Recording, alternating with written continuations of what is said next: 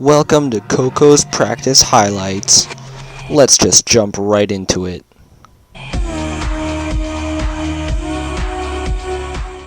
As you can see here, the person is being able to accelerate on the bike, as described by Newton's second law of motion.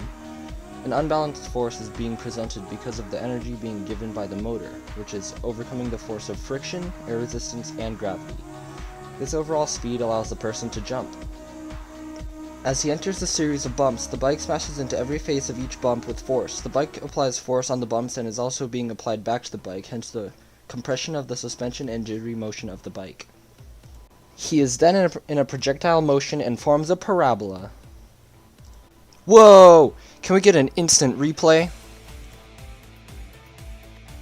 Number 11 approaches the jump at a high speed, thus gaining kinetic energy. He is sitting down towards the back of the bike so that when he hits the lift of the jump, then the suspension will compress, converting the kinetic energy into elastic potential energy within the spring suspension.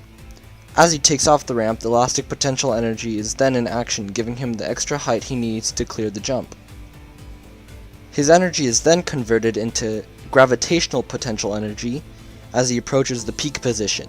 At the peak position, he activates the back brake, thus making the rest of the bike rotate forwards, around the pivoting point of the stopped wheel. Epic! He then demonstrates Newton's third law indicated by the dust. There is an equal and opposite force as a reaction of the spinning wheel. He then uses the same method to compress the suspension, gaining potential kinetic energy. He flies through the air, and once he lands, it is hard to make the turn because of the accumulated inertia. He turns the corner, gaining speed and kinetic energy. He goes for a big jump, but lands a bit short.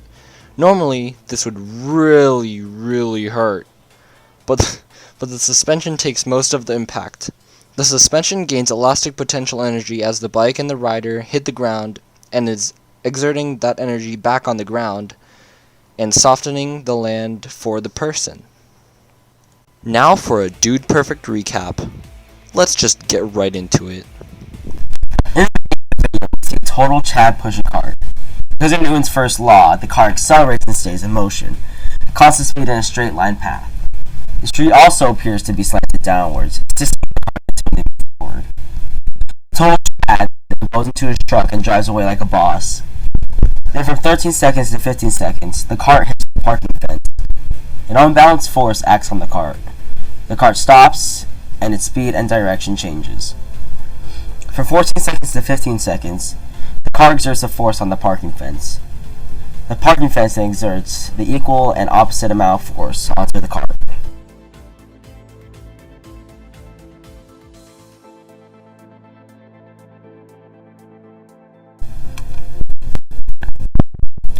From 22 to 24, we see Chad in front of a grill. Then another Chad drives in a freaking golf cart. He throws a slab of meat into the grill. The speed of the meat is the sum of each of the above speeds. The vertical motion of the meat and its horizontal speed. They do not affect each other. After a rest at the top of the path, the meat starts to accelerate 10 meters per second to the ground surface. Smaller angles have greater horizontal velocities in the air for a short amount of time. Larger angles have smaller amount of velocities in the air for a long time. The meat slab thrown by the total Chad has a smaller angle, therefore it has a longer horizontal time.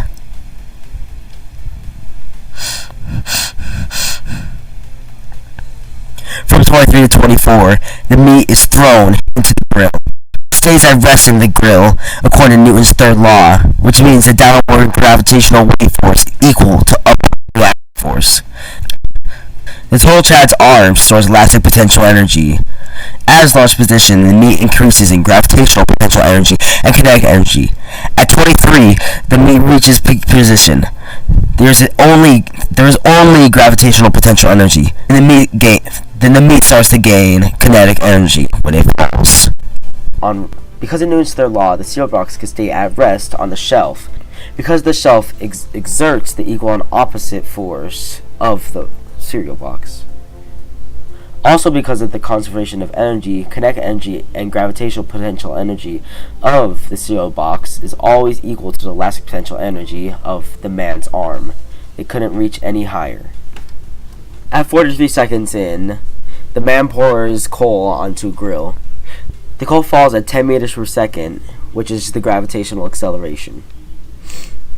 At the timestamp of 44 through 51, the man throws a burning patch into the barbecue shelf. The coal falls at 10 meters. His arm has elastic potential energy. At launch position, the elastic potential energy transformed to gravitational potential energy and kinetic energy. At peak position, there is a slow motion. At peak position, they do slow motion to act like they're cool, so you can see the match is at rest and have zero kinetic energy.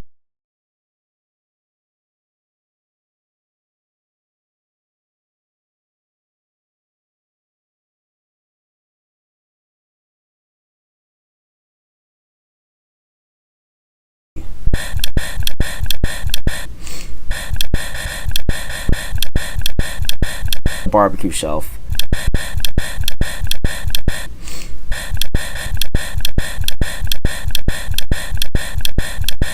Barbecue shelf.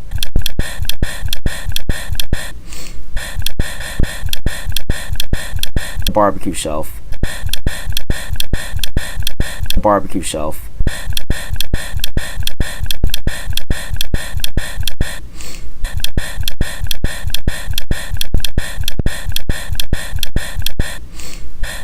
Barbecue shelf.